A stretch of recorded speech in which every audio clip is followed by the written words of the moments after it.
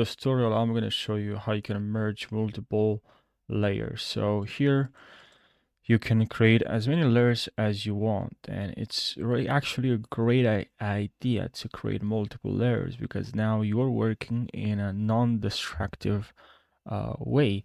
Let's say here in this layer you have a head and you only like to change some part of that layer.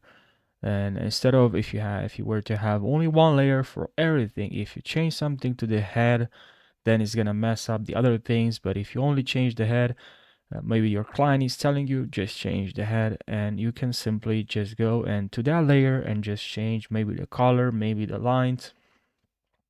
So because basically an Illustrator and non-destructive editing or working in this environment, it's really handy because you can tweak your art without messing up the original stuff. You can do this by using layers, appearance panel, or symbol libraries.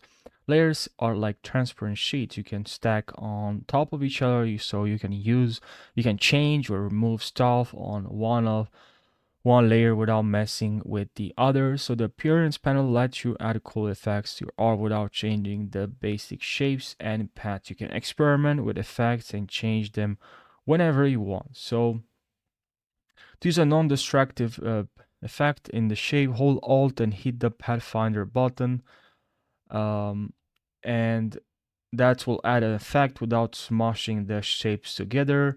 You just have to hold Alt to pick a Pathfinder button.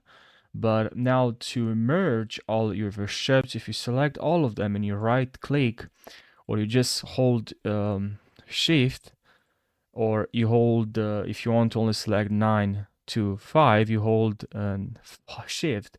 But if you want to select individual, you hold Control, and then here, then what you have to do, and now what you have to do is just to click on this hamburger icon right over here and click on and select merge selected.